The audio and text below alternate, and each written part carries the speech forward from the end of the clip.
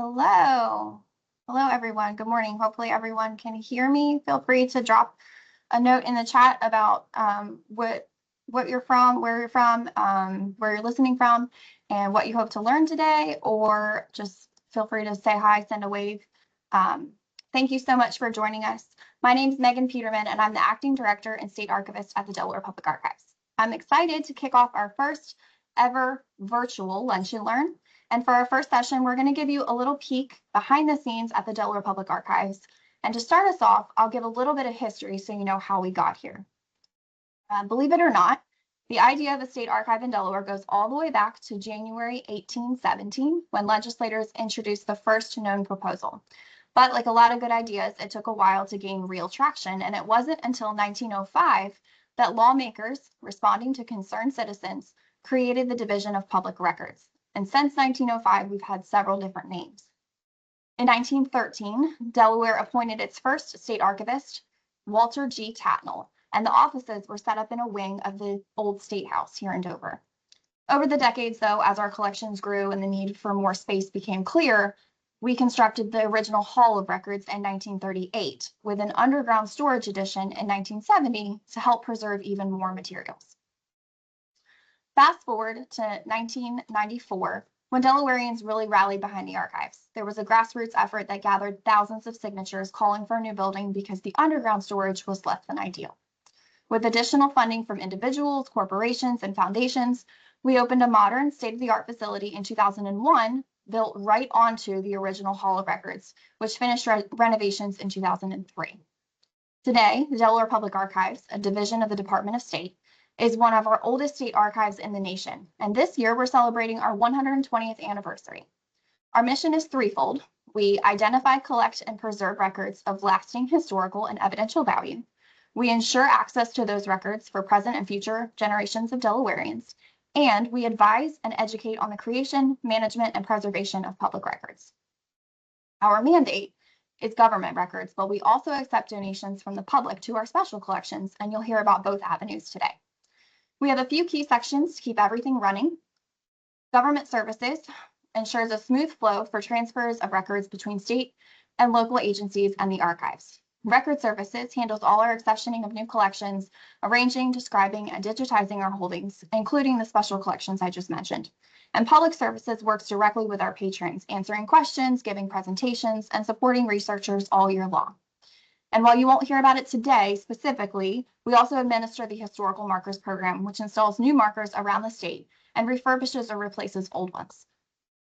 So that's a quick look at how we've grown and evolved over the years and how we'll continue to serve Delawareans today. Before we dive into the details from our colleagues, feel free to drop any questions in the chat that you have throughout our presentation, and we'll save time at the end to answer them all. Next, let me introduce our team. Our first speaker, Hannah Morgan, is an archives manager for the Delaware Public Archives Government Services section. Hannah and her staff of 11 operate the State Record Center, administer and implement the Delaware Public Records Law, and provide training and consulting in records and information management to state agencies. Next, you'll hear from Brittany Morris. Brittany holds a BA in anthropology from the University of Delaware and a Master's of Library and Information Science degree from the University of Wisconsin-Milwaukee.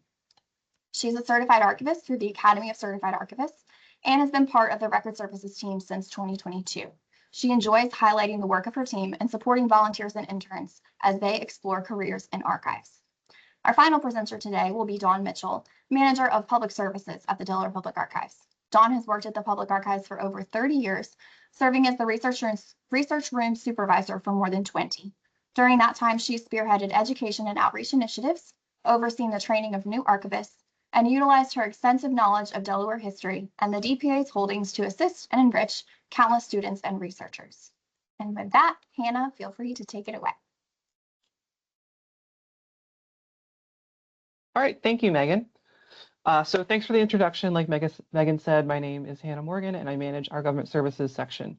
So what government services does is hard to boil down into 7 minutes, but the 4 major points I want to touch on are: we assist state agencies with their records management programs. We administer and implement the Delaware Public Records Law, and we'll go over what that entails. We create and update documents called record retention schedules that help the archives and state agencies track how long records are retained. And we work with agencies to transfer their records either to the archives or to the State Records Center as indicated in their retention schedule. So what is records management? Well, the goal is to have an orderly and legally defensible management of public records throughout the record's life cycle. So every record goes through a life cycle. It's created in our Delaware government agencies. They create all kinds of different records, cumulative files for students who are in school, people who come and visit a public health clinic. They'll make a medical record. Every time we make a purchase, we'll have a purchase order. When we have a public meeting, there'll be meeting minutes. Personnel files for every state employee, right? So we're creating these records in state offices every day. And agencies use these public records to do the everyday business of whatever their office business might be. And while they're using them, they're maintaining them, they're storing them, they're keeping them in folders, in filing cabinets, on hard drives, in cloud-based, web-based storage. And eventually, when the record is no longer needed for daily operations and its retention period is met, agencies disposition their records. And disposition is just a records management term of art for what happens when the record's retention's been met. So they disposition their records out to make room because they're creating new records every day. And typically what that disposition looks like is one of three things. They might get transferred to the archives for permanent preservation. It might go to the State Records Center for period years before being destroyed, or it might be destroyed as soon as the retention period's been met. And agencies have the option of doing that either on-site or bringing their records to the archives, and we provide secure destruction here at the archives. So what regulates this orderly and legal management of records throughout their life cycle? Well, we have in Delaware, in the Delaware Code, the Delaware Public Records Law. It's a lot of legalese. I've tried to boil it down as best I can. First of all, who does it apply to? It applies to state agencies, school districts, counties, and municipalities. The Public Records Law establishes the archives as the official repository for archival records of the state. It empowers the archives to train government organizations in records and information management, and that's a big part of what government services does. I have a team of 5 record analysts who go out in the field, go to the offices, go to the schools, go to the towns, and share information and train on records management, on the Public Records Law, and on our archives policies and procedures so that state employees know what they need to know about records management. The Public Records Law defines a public record as any document created or collected by Delaware government employees in connection with public business. It's a very expansive definition defining what public record is. And it tasks the archives with creating record retention schedules. We do this in conjunction with agency staff. They're the creators and the custodians of these records, and they often have more expertise than we might have on how those records are used. And we bring our archives expertise and our records management expertise and work with the agency, just setting what minimum time period public records must be maintained. The Public Records Law puts in place a requirement that public records are not to be destroyed without first informing the archives and obtaining the consent of the state archivist. So we work with agencies who have records that are appropriate to destroy to document that. And it also states that government organizations will appoint at least one record officer to look over their agency record management and to be a liaison with the archives. So every agency appoints at least one record officer, and then each of my staff, each of my record analyst staff is assigned a coterie of agencies. So the agency puts up a liaison and the archives puts up a liaison, and this is how we keep in touch and do business. So a retention schedule is just a document laying out different types of records created and used and maintained by an agency and giving us 3 main things. First of all, we need to describe it. We need to know what differentiates one category from another. So there'll be a description and there'll be a record series number, which is just a way to codify an identity for a record series. It answers questions about retention. How long do you have to keep the record? What's the minimum period? Are there any state or federal laws mandating a longer period? And if so, we record that in the retention schedule and cite the legal authority for that. And then it gives disposition instructions. What's going to happen when the record's met retention? Is it going to go to archives? Is it going to get destroyed right away? That's all laid out in advance. We're doing that in advance, not doing it ad hoc record per record. We're taking categories and applying these parameters to them in the retention schedule. So when agencies have records that have met their retention period and they're appropriate to send either to the archives or the State Records Center, this is what it looks like. Their record officer from the agency works with the record analyst from the archives to identify that the records are appropriate to be transferred. They create a finding aid, file level finding aid called a content list, just listing out every folder that's in the box. And then the record analyst at the archives reviews it, the content list, as well as the accompanying transfer paperwork, which we call a transfer document. Once everything looks good, the record analyst assigns unique barcodes to each container in the transfer. If it's a permanent transfer coming to the archives, the agency brings their records to our loading dock, and our courier staff here label, barcode, put them on the shelves, scan them into our system, and we also save that content list and transfer document.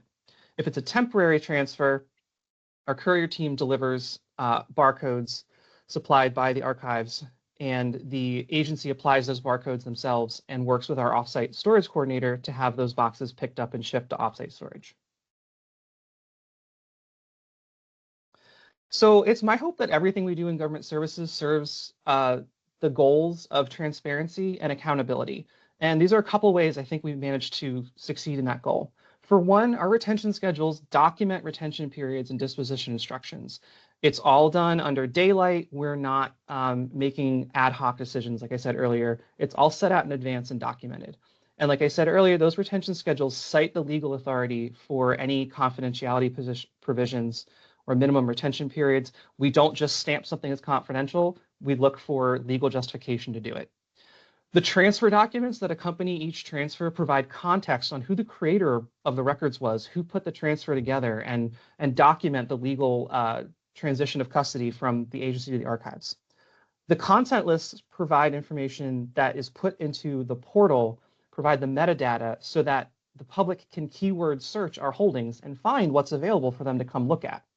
And when agencies do have records to destroy and contact us, and they go through the process and they get approval, we keep copies of that destruction notice. That's to provide defensible documentation of the public records destruction. Thank you very much, and I'll go ahead and pass it on to Brittany. All right, thank you, Hannah. As we turn to record services, here's a quick list of the things that we'll be talking about today. We'll touch on accessioning records, both government transfers and private donations, processing those records to make them accessible for you, the public, and how we care for our holdings. And we'll even give you a few sneak peeks. So let's go ahead and dive in.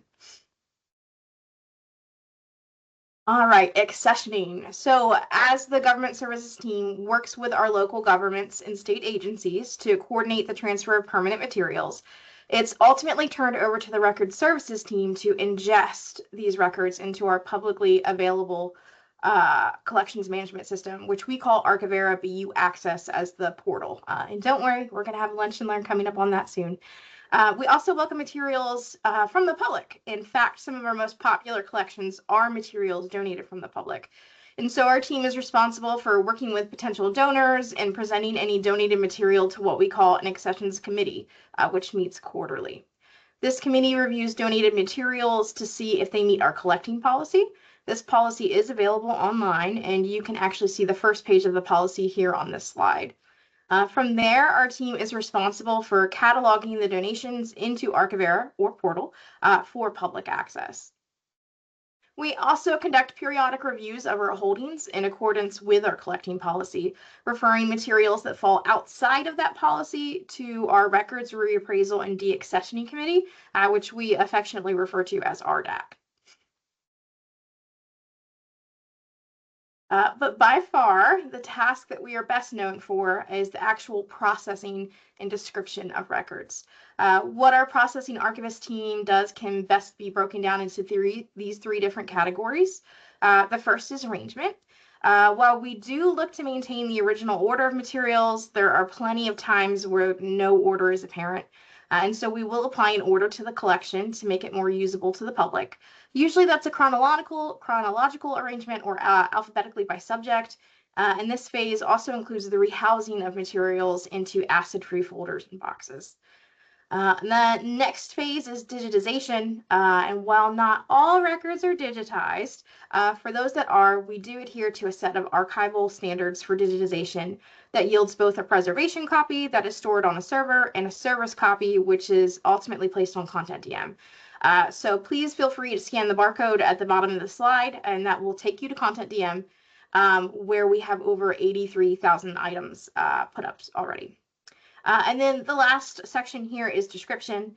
This is a step where we, you guessed it, describe the records. So this is their dates, their materials, their contents, and so much more.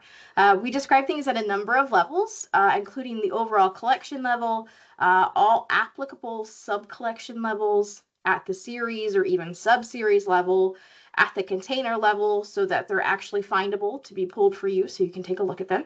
And then probably everyone's favorite is at the file or item level, which allows the most specific information to be captured and made available to you.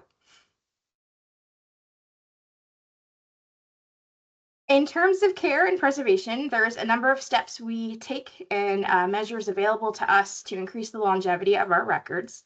The first is housing. All of our records are placed into acid-free folders, enclosures, and containers. We have a number of specialized enclosures and containers to accommodate a variety of records, from postcards and slides to microfilm and microfiche. We also keep our records in temperature-controlled vaults with temperatures between 65 and 70 degrees and a relative humidity between 30 and 40%. Beyond housing and climate control, we also have a variety of tools to help us clean, protect, and repair our records, such as dirt sponges, and you can see that in the top right image here. Mylar and buffered boards for creating custom enclosures for books and other materials, and you can see that on the bottom left. Materials for basic document and book repair. We also have humidification chambers that allow us to introduce monitored moisture into documents to allow for their flattening, as well as HEPA vacuums for collecting dust, mold, and other foreign materials from our collections.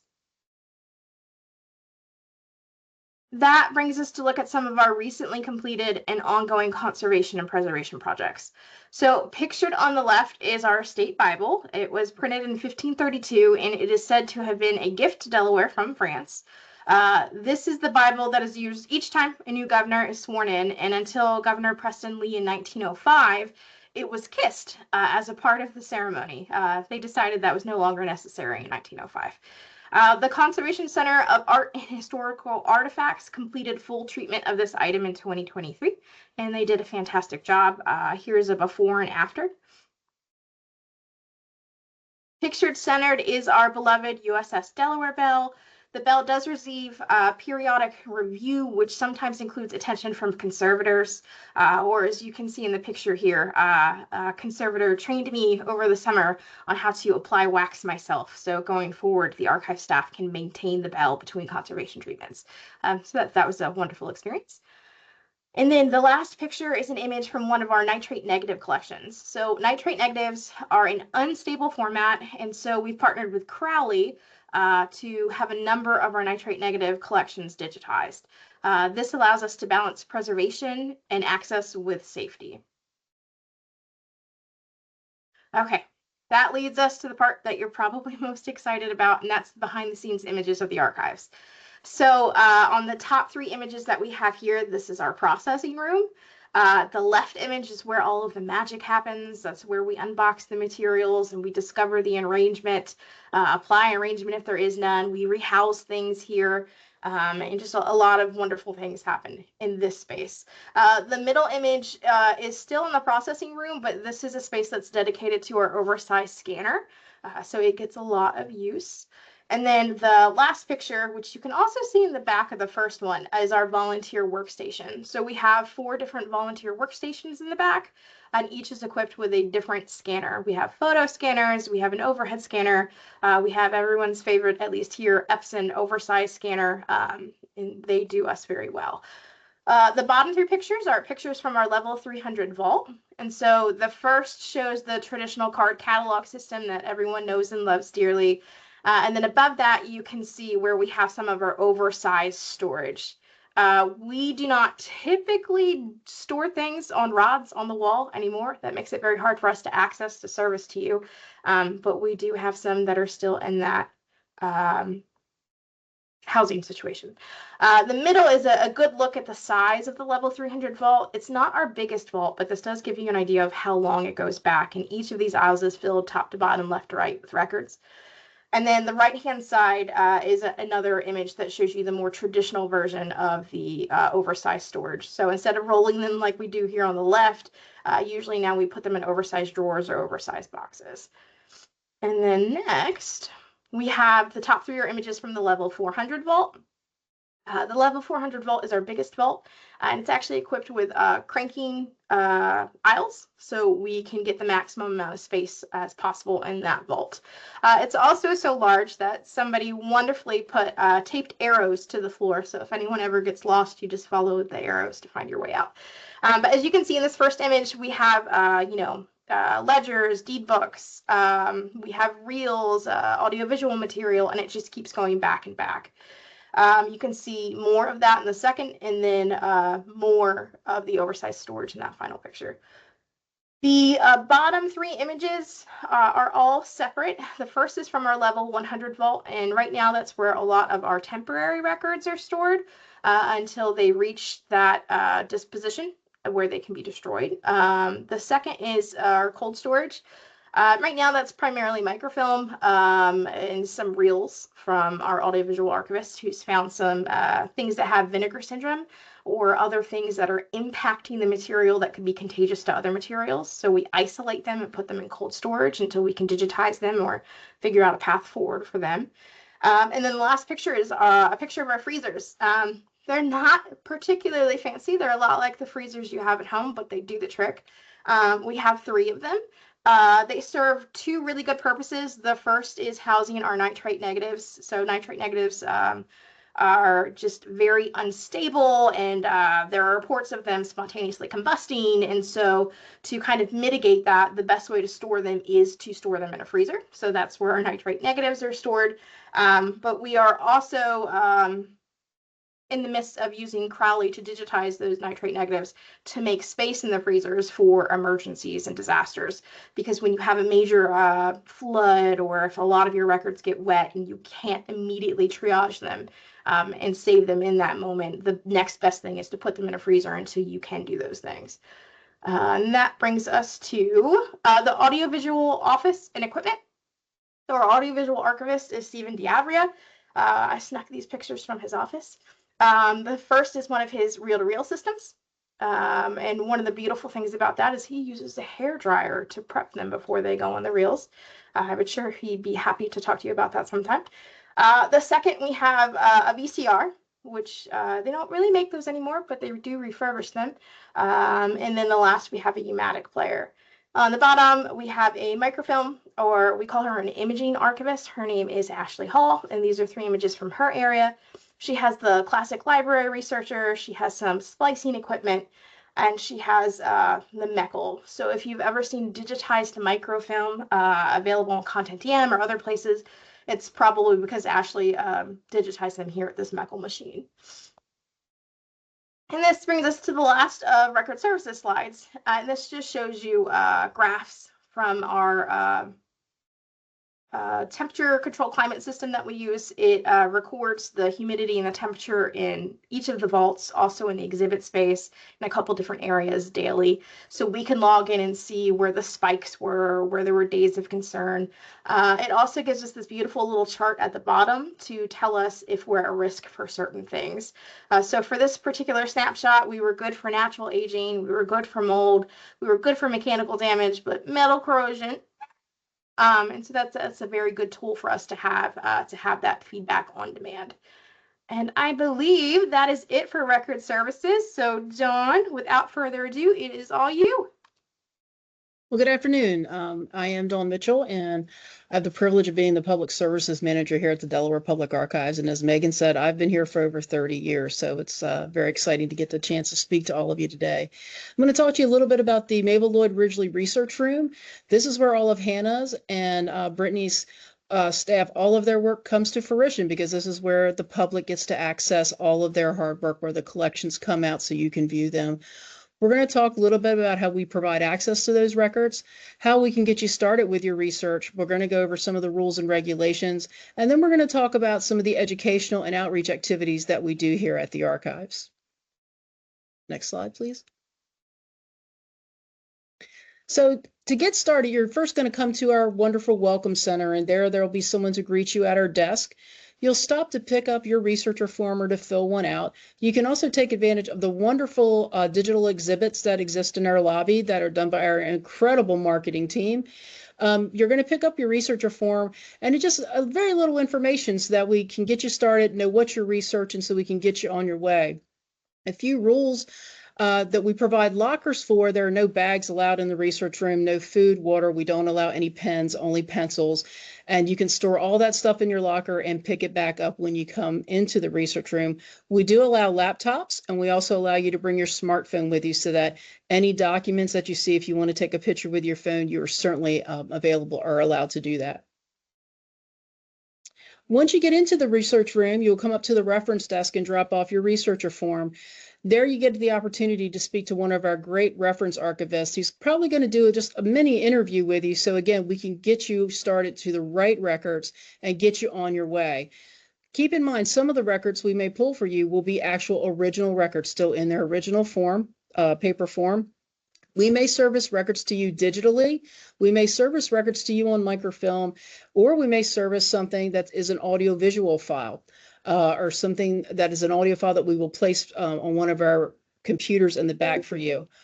We do not require appointments. However, we do suggest them because that way we can get some information from you and have your records pulled and waiting for you at a table. We also have a contact form, and if you can scan the QR code there in the bottom, it'll direct you to that form. And again, you can have a conversation back and forth with an archivist prior to your appointment or prior to your visit. In our microfilm reading room, you will find microfilm scanners. There you can take digital images of our microfilm at no cost. You will also have access to our digital archives. So some of the images that we're going to service to you digitally. There you can also access Ancestry.com. We have it free for you to use while you're here in our facility. It is Ancestry Institution, so it is one of the higher level of ancestries. And you should also note that Family Search has thousands of our images available online to you free as well. You will just need to create an account. It's a free account, and then you can go in and look at the thousands of images that they have scanned for us, and they are available at your fingertips. So let's talk a little bit about our outreach. We provide on-site tours for your group or for school groups. We will also go out and visit your school or your organization, and we can make these subject specific if there's something that you're particularly interested in. For educators, we provide professional development days here on site at the archives where they can come and look at original lessons to try or look at original records to integrate into their lesson plans. We also work with teachers that they can email us and tell us that a subject that they're actually getting ready to teach, and we will provide primary resources for that as well. In our exhibits, again, our incredible marketing team in our gallery currently right now, we have an exhibit on the Revolutionary War as we prepare to celebrate for the 250th anniversary of the signing of the Declaration of Independence. It's a self-guided tour, so you can stop in at any time to take a look at that. We have First Saturday programs where we provide free presentations every first Saturday of the month. They start at 10:30. Typically, they are given by archive staff pertaining to collections here that they have found interesting or subjects that are interesting. We also have outside presenters that come in that have used our resources and have created presentations from that as well. So we actually have one that's going to be this Saturday that had to be rescheduled, and it is on the Delaware Educational Television Network. So if you're free at 10:30 on Saturday, please feel free to stop by. We'd love to see you. We offer off-site presentations as well. We come to your communities, whether we are out at local breweries, we're at your local libraries, or we come to your organization. And again, we can make it subject specific to any type of thing that you're trying to cover. We have records that can certainly do that for you. So you might say, well, who uses the archives? You might be surprised. We have genealogists, there's government agencies, students and historians, but we also have a lot of educators that come in, whether it's for lesson plans or we're doing virtual or on-site classroom visits. But then the staff here uses it as well. You would be surprised at how many of the staff come in, including our incredible historic marker program. They are coming down here documenting historic sites. If you follow us on Facebook, I know Robin Brown has a huge following. Robin comes down all the time to get information about photographs for those posts. And so you would probably be very surprised at who comes in to use us. The last thing I'm going to talk about today is access to our digital collections. Brittany already touched on the digital images we have on Content DM. Here you can do actual keyword searches for whatever you're looking for, or if it's a person, a subject, a thing, and it will pull back all of the digital photographs and documents that we have available at your fingertips online.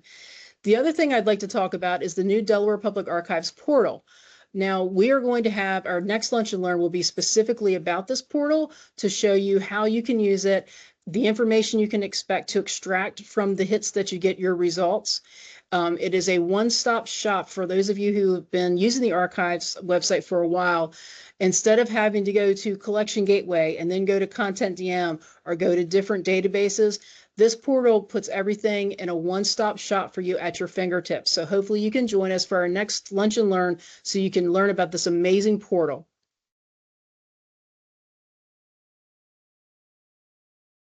And then Megan, did you want to wrap up? Yeah, thank you guys so much. Thank you to our panelists for those wonderful presentations. I hope those of you that were able to attend learned something new or maybe a lot of new things.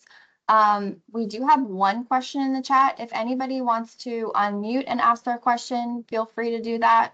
But I'll go ahead and ask. Dave Chambers asked, how do you prioritize and manage your workload as an archivist? So I'd like to start with Brittany, and if you don't mind putting on your hat, taking off your manager hat and putting on your processing archivist hat to answer this question, that would be great. Sure. So how do I prioritize the things that I do, right? Okay. So most of our, well, not most, we have two types of processing archivists on our team. We have the full-timers, which we just call them processing archivists. I believe the state calls them information resources specialists, because why not? And then we have the casual seasonals who do the exact same thing, but they're called community services and public aids. Again, why not? But they each juggle either 3 projects for the full-timers or 2 projects for the casual seasonals. And so while I haven't had a whole lot of opportunities, I guess, to process myself, most of my experience here has been supervisory or from a management perspective. You would prioritize your projects based on which ones, do first, which one needs the most attention in the arrangement phase.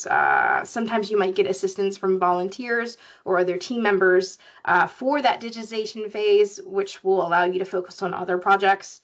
So I guess it really just depends on what your lovely acting director tells you is the most important then and there. But generally, we are very blessed to be able to more or less come up with our own paces to be able to produce more accessibility for the public. But there will be those times like with the DE 250 where we were asked to find collections related to the American Revolution, and we would prioritize those over any other collections that we were working on. But yeah, for the most part, it's pretty calm in this section, pretty go with the flow. Usually you'll do your arrangement first, then your digitization, your description, maybe on Monday for one project, on Tuesday to break the monotony, you'll do a different project, on Wednesday, you'll go back to the first project, but there's a lot of freedom here with how you get to choose which projects you focus on, so long as you're continually making progress in those projects.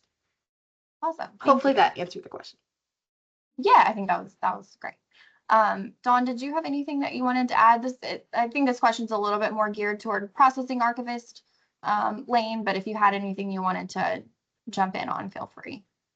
I just think Brittany kind of hit the nail on the head at her last statement. I think it also depends on what's going on. Like if we start seeing a trend in research, If we start seeing the same questions being asked over and over again, then I'll go to Brittany or to Megan and have a conversation like, we're getting asked for these records quite a bit.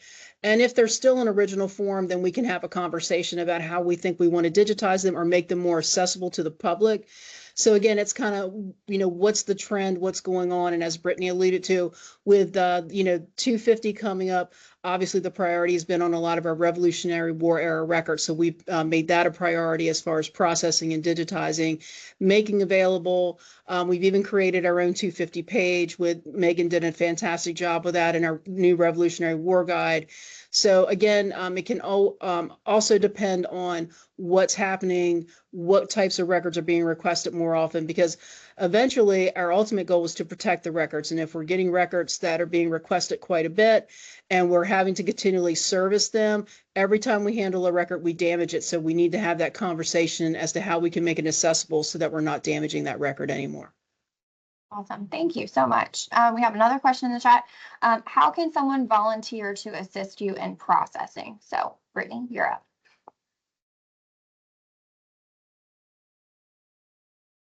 So Megan can probably find it and put it in the chat, but we do have a volunteer and intern opportunities webpage, and that'll give you some information on the types of projects that volunteers and interns can do.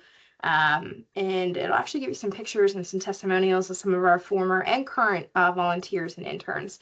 So all you have to do is go to that website. There's a link on there to fill out an application to either be an intern or a volunteer, and you can submit that. Though I do want to put a disclaimer out there that currently the volunteer and intern program is at its max. We're about to embark on a new initiative that's going to kind of keep us where we're at for a while. But once that initiative is all done, we'll dive back in. We'll take more volunteers and interns where that's my favorite part of the job. I would never turn that down. So I'm excited to get back to that. But yeah, if you're interested in volunteering and interning, you just need to go visit that website and submit an application. Thank you so much. Awesome. All right. Well, I don't see any more. Does anybody want to unmute and ask a question? I don't want to cut anybody off if they have a burning question for our panelists. If not, I'm going to ask all of you the same question, and that way we will close it out on a fun note. What is your favorite part of your job at the archives? And I'd love each of you to answer this question. Well, I'll start. I think my favorite part of the job is that every week I get to go home and I have learned something different and something new about this wonderful state of ours. And I have one of the few jobs that I can honestly say that every week that I have helped somebody out positively, whether I've helped them get something for a legal need, help them find a document to connect with their family or their community. So that's the one thing that I absolutely love about my job is that I learn something new every week and I get to help people every week. Thank you. Anna, you want to go? Sure. Well, definitely one of my favorite aspects is, my section moving records around, delivering records. We connect people with their transcripts and other important documents, which is very fulfilling. But I'm going to be honest and be a little bit selfish. My favorite part of my job is that I get to go all over the state of Delaware and work with people in agencies all across the state of Delaware. I was with folks at the General Assembly yesterday. I was with staff from the Office of the Governor over the summer. I've been in courthouses up and down the state, DHSS offices up and down the state. I don't think I could list every office that I've gotten a chance to go to. And it's really exciting. I love getting out of the office. And I also love when I get to go out to the state agencies and work with them. A lot of times I think people are a little intimidated by archives. They're like, oh my gosh, there's a process and I have to do all this stuff. And getting to work with them and make them understand, hey, I'm here to help. I'm not going to shout at you. I'm here to help you get this stuff boxed up, content listed and sent to the archives. There's usually, a really positive reaction and people are like, oh, this isn't that bad. We can handle this. And that's really, it's something that's very fulfilling. Awesome. Thank you. So I kind of already gave my answer. But my favorite thing about being here at the archives is actually the volunteers and the interns.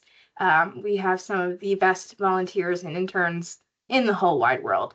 They have the best personalities. They're just so excited to be here. to digitize. Some of them do metadata. And as amazing as our processing archivist team is, and they are amazing, there's just something a little bit different about somebody who comes here unpaid to do more or less the same things as the people who were paid to get here and do that. And so there's a different twinkle in their eye, and it's very exciting for me to be able to work with them. But if I were to pick a non-volunteer intern thing, I would probably say it's the breadth of the things that you learn that you had no idea you were going to learn. Dawn's favorite of my stories is a couple months ago, I was reviewing a collection that one of our archivists did the metadata for.